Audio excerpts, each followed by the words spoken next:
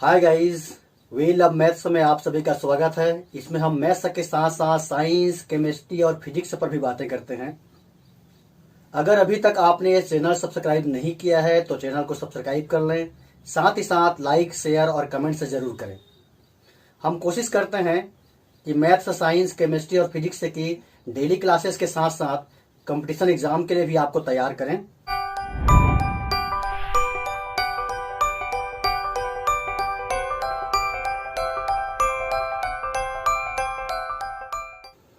कक्षा 12वीं भौतिकी अध्याय पहला विद्युत आवेश एवं क्षेत्र। और आज हम देखेंगे गाउस प्रमेय के अनुप्रयोग, एप्लीकेशंस ऑफ गाउस थ्योरम। और इसके अंतर्गत हम ज्ञात करेंगे विद्युत क्षेत्र की तीव्रता। तो अनुप्रयोग में आज हम सबसे पहले देखते हैं, अनंत लंबाई का कोई एक समान आवेशित सीधा तार है तो उसके कारण विद्युत क्षेत्र की तीव्रता का व्यंजक। और मैं फिर से आपसे कहता हूं कि हमको रटना नहीं है, समझना है। अगर किसी भी चीज को हम स्टेप बाय स्टेप समझते हैं तो हमको उसको रटने की या फिर याद करने की आवश्यकता नहीं होती। तो चलिए देखते हैं, अनंत लंबाई के एक समान आवेशित सीधे तार के कारण विद्युत क्षेत्र की तीव्रता का व्यंजक। अनंत लंबाई के एक समान आवेशित सीधे तार के कारण विद्युत क्षेत्र की तीव्रता, और किसकी सहायता से निकालना है? तो गाउस प्रमेय की सहायता से। तो सबसे पहले आपको क्वेश्चन को अच्छे समझना है। क्वेश्चन में लिखा क्या है? गाउस प्रमेय की सहायता से। और इससे पहले हम पढ़े हैं गाउस प्रमेय क्या होता है, किसके लिए लागू होता है। अनंत लंबाई के एक समान आवेशित सीधा तार लेना है। तो सबसे पहले हम ले लेते हैं अनंत लंबाई का एक समान आवेशित सीधा तार। माना कि ये जो L है ये अनंत लंबाई का एक समान आवेशित सीधा तार है। तो इससे R दूरी पर कोई बिंदु P है, जिस बिंदु P पर हमें विद्युत क्षेत्र की तीव्रता ज्ञात करनी है। ये कहां से मिला? क्वेश्चन से मिला है। माना कि L अनंत लंबाई का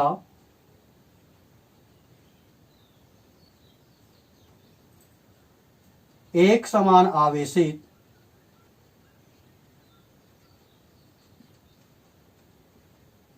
सीधा तार है।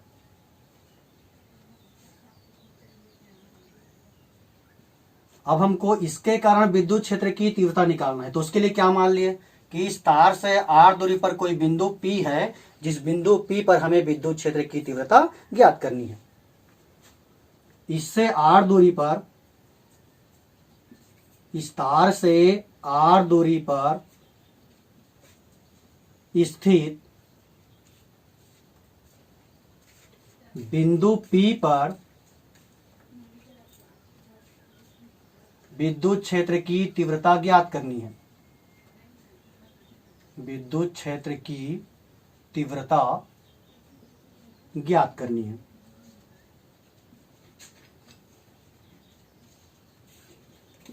इतना तो हमको मिल गया क्वेश्चन से।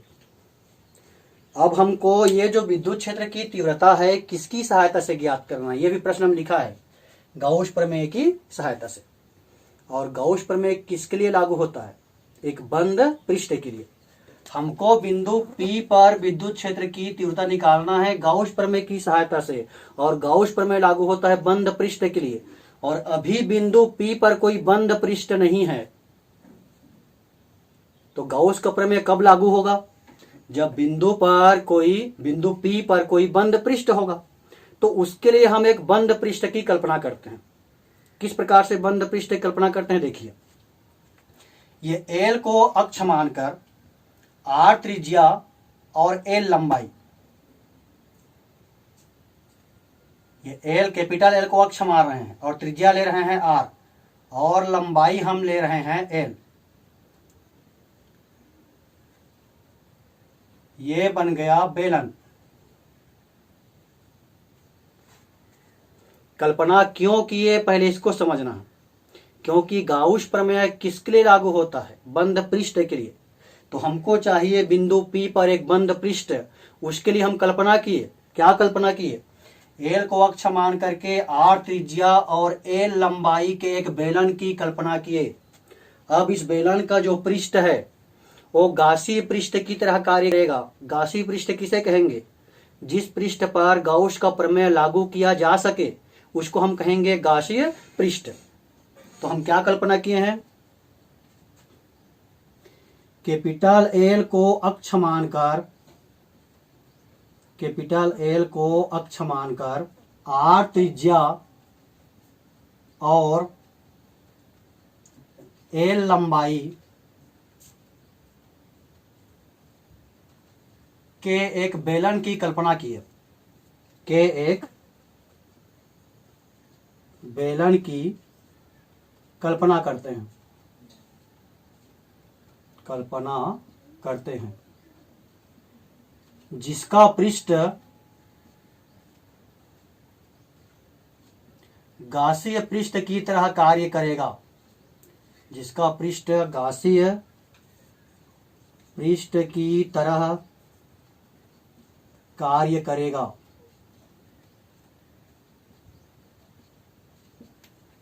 ये जो थ्योरी हम लिख रहे हैं इसको भी याद करने की आवश्यकता नहीं है, यहाँ पर जो जो करते जा रहे हैं उसी को हमको लिखते जाना है। गासी पृष्ठ किसे कहेंगे? जिस पर हम गाउस का प्रमेय लागू कर सकें। अब गाउस का प्रमेय क्या कहता है? गाउस का प्रमेय किसी बंद पृष्ठ से गुजरने वाला संपूर्ण विद्युत फ्लक्स उस बंद पृष्ठ के अंदर में उपस्थित कुल आवेश का 1/ε0 गुना होता है। मतलब हमको निकालना पड़ेगा इस गाउस पृष्ठ से संबंधित कुल विद्युत फ्लक्स यानी कि फाई ई और इसके अंदर उपस्थित कुल आवेश क्यू। चूंकि ये जो तार है वो एक समान आवेशित है तो हम मान लेते हैं इसका घनत्व तो लेमडा है। माना कि एक समान आवेशित तार का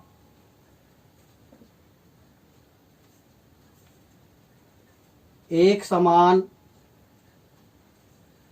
आवेश घनत्व, एक समान आवेश घनत्व लेमडा कूलाम पर मीटर है, लेमडा कूलाम पर मीटर है।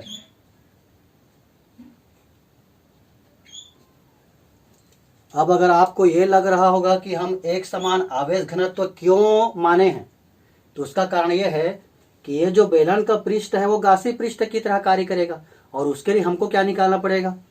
इस गासी पृष्ठ के अंदर उपस्थित कुल आवेश। अतः गासीय पृष्ठ के अंदर उपस्थित कुल आवेश, गासीय पृष्ठ के अंदर उपस्थित कुल आवेश Q बराबर क्या होगा? घनत्व का सूत्र पढ़ते आए हो। घनत्व बराबर क्या होता है? घनत्व बराबर होता है द्रव्यमान बटे आयतन, द्रव्यमान बटे आयतन। तो घनत्व तो हम लेमडा मान लिए और द्रव्यमान को हम मान लिए Q। आयतन का सूत्र होता है लंबाई गुणित चौड़ाई गुणित ऊंचाई, लेकिन यहाँ पर तार में केवल लंबाई है और इस जो बेलन की लंबाई है कितना है? L है। तो लेमडा इक्वल आ गया Q/L यानी कि Q बराबर क्या हो जाएगा? Lambda L। तो गासीय पृष्ठ के अंदर उपस्थित कुल आवेश Q बराबर हो गया लेमडा L। अब यहाँ पर आवेश है और आवेश है तो उत्पन्न होगा विद्युत क्षेत्र और विद्युत क्षेत्र की जो दिशा होगी वो जो है इस बेलन के त्रिज्यीय बाहर की ओर होगा। यहाँ पर आवेश है ना और जहां आवेश रहता है वहां पर विद्युत क्षेत्र रहता है, तो विद्युत क्षेत्र की जो तीव्रता है वो इस बेलन के त्रिज्यीय बाहर की ओर होगा तथा विद्युत क्षेत्र की तीव्रता विद्युत क्षेत्र की तीव्रता सममिति से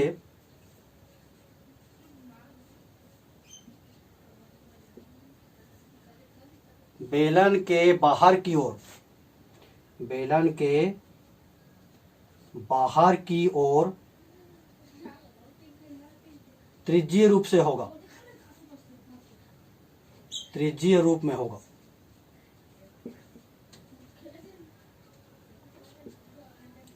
देखिए, गाउस का प्रमेय लागू करना है तो उसके लिए दो चीज चाहिए। एक तो बंद पृष्ठ के अंदर उपस्थित कुल आवेश, ये हम निकाल लिए, Q equal lambda into L. और दूसरा क्या होता है, उस बंद पृष्ठ से या गासीय पृष्ठ से गुजरने वाला संपूर्ण विद्युत फ्लक्स। तो यहाँ पर जो गासीय पृष्ठ है वो बेलन का पृष्ठ है, और बेलन के पृष्ठ को हम तीन भागों में विभक्त कर सकते हैं। ये जो ऊपरी भाग है, शीर्ष भाग, इसको हम मान लेते हैं S1, इसको हम कहेंगे समतल वृत्तीय पृष्ठ। इसी प्रकार से ये जो आधार वाला भाग है, ये भी समतल वृत्तीय पृष्ठ है, इसको हम मान लिए S2। और ये जो बाहरी भाग है, वक्र वाला भाग, इसको हम मान लिए S3। कहने का मतलब ये है कि इस बंद पृष्ठ से गुजरने वाला संपूर्ण विद्युत फ्लक्स निकालना है, तो उसके लिए इस पृष्ठ को हम तीन भागों में विभक्त कर सकते हैं। समतल वृत्तीय पृष्ठ S1, समतल वृत्तीय पृष्ठ S2 और वक्रीय पृष्ठ S3। अगर हम बेलन की बात करें तो ये पेन भी बेलन है, तो ये एक पृष्ठ हो गया समतल वृत्तीय पृष्ठ, इसको हम मान लिए S1, और ये नीचे वाले को हम मान लिए S2। अब ये जो आपको दिख रहा है वक्र पृष्ठ, इस पूरे वक्र पृष्ठ को हम मान लिए S3। बंद बेलनाकार पृष्ठ को, बंद बेलनाकार पृष्ठ को तीन भागों में विभक्त किया जा सकता है, विभक्त किया जा सकता है। पहला, समतल वृत्तीय पृष्ठ, समतल है और वृत्ताकार है, समतल वृत्तीय पृष्ठ S1। दूसरा, समतल वृत्तीय पृष्ठ S3, समतल वृत्तीय पृष्ठ S2। और तीसरा है वक्रीय पृष्ठ S3, वक्रीय पृष्ठ। तो इससे पहले हम पढ़े हैं कि विद्युत फ्लक्स का मान कब अधिकतम होता है और कब न्यूनतम होता है। ध्यान दो, यहां पर ये जो समतल वृत्तीय पृष्ठ S1 और S2 है, ये दोनों विद्युत क्षेत्र के समांतर है। समतल वृत्तीय पृष्ठ S1 और समतल वृत्तीय पृष्ठ S2 विद्युत क्षेत्र के समांतर है। और जब कोई पृष्ठ विद्युत क्षेत्र के समांतर होता है तो उससे गुजरने वाले संपूर्ण विद्युत फ्लक्स का मान शून्य होता है, पढ़े हैं। यानी कि S1 और S2 से गुजरने वाला विद्युत फ्लक्स का मान शून्य हो गया। अब बचा क्या, हमको निकालना है वक्रीय पृष्ठ S3 से गुजरने वाला संपूर्ण विद्युत फ्लक्स। चूंकि पृष्ठ S1 और पृष्ठ S2 विद्युत क्षेत्र E के समांतर है, विद्युत क्षेत्र E के समांतर है, अतः पृष्ठ S1 और S2 से गुजरने वाला विद्युत फ्लक्स शून्य होगा, विद्युत फ्लक्स शून्य होगा। अगर हमको इस बेलनाकार बंद पृष्ठ से गुजरने वाला संपूर्ण विद्युत फ्लक्स निकालना है तो अब हमको केवल निकालना पड़ेगा वक्रीय पृष्ठ S3 से गुजरने वाला संपूर्ण विद्युत फ्लक्स। अतः गासीय पृष्ठ से गुजरने वाला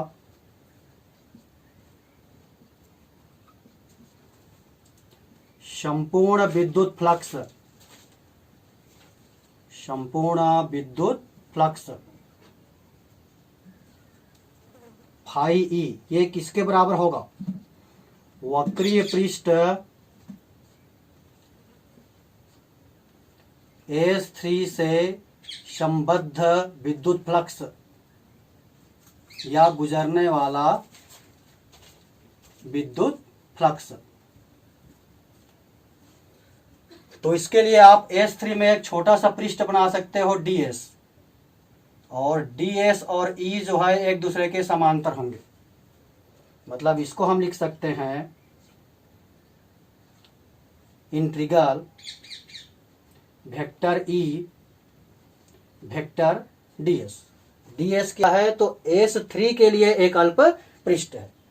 इसको हल करें तो ये हो जाएगा integral E ds cos theta, और यहां से आप देख सकते हो कि ds और E के बीच का कोण 0 है। थीटा इक्वल 0 है तो cos थीटा इक्वल cos 0 हो जाएगा, और cos 0 का मान होता है 1। तो इसको हम आगे लिख सकते हैं इंटीग्रल E ds, E बाहर निकल जाएगा, ये बच गया इंटीग्रल ds। ये ds ds ds का समाकलन करेंगे तो हो जाएगा बेलन का वक्र पृष्ठ E, इसका मतलब है बेलन का वक्र पृष्ठ, बेलन का वक्र पृष्ठ। और बेलन के वक्र पृष्ठ का सूत्र भी पढ़े हो 10th में। इस प्रकार से हमारे पास फाई ई बराबर आ गया E इंटू बेलन का वक्र पृष्ठ मतलब 2 पाई आर एल। ये हो गया समीकरण पहला। गाउस प्रमेय से हम जानते हैं, गाउस प्रमेय से किसी गासी पृष्ठ से गुजरने वाला संपूर्ण विद्युत फ्लक्स फाई ई उस बंद पृष्ठ के अंदर उपस्थित कुल आवेश Q का 1/ε0 गुना होता है। तो इसको हम मान लिए समीकरण दूसरा। ये फाई ई का मान यहां पर रख दो। इसको ऐसा भी लिखते हैं समीकरण 1 एवं 2 से, समीकरण 1 एवं 2 से। तो फाई के मान को यहां पर रखेंगे तो ये हो जाएगा E इंटू 2 पाई आर एल इक्वल Q/ε0। हमको निकालना है विद्युत क्षेत्र की तीव्रता E, मतलब बाकी को पक्षांतर कर दो। तो E बराबर हमारे पास क्या आ गया? Q/2 पाई आर एल ε0, या इसको हम लिख सकते हैं Q/2 पाई ε0 आर एल।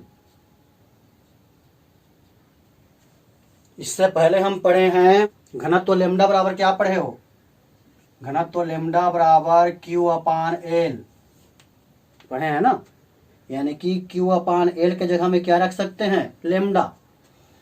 तो विद्युत क्षेत्र की तीव्रता E बराबर यहां आ गया लेमडा 2 पाई ε0 r। ये हो गया अनंत लंबाई के एक समान आवेशित सीधे तार के कारण किसी बिंदु पर, यानी कि r दूरी पर विद्युत क्षेत्र की तीव्रता का व्यंजक। इसको हम ऐसा भी लिख सकते हैं E समानुपाती 1/r। E और r जो है व्युत्क्रमानुपाती हैं, यानी कि दूरी जैसे जैसे बढ़ते जाएगा विद्युत क्षेत्र की तीव्रता वैसे वैसे कम होती जाएगी। उम्मीद करता हूं अच्छे समझ में आया होगा। और अगर कहीं पर समझ में नहीं आ रहा है, कहीं पर खामी है, तो कमेंट्स कीजिए, मैं अपने आप को और बेहतर करने का प्रयास करूंगा। और अगर आज का वीडियो आपको अच्छा लगा है तो प्लीज़ शेयर जरूर कीजिए। आपके शेयर करने से हो सकता है किसी का भला हो जाए।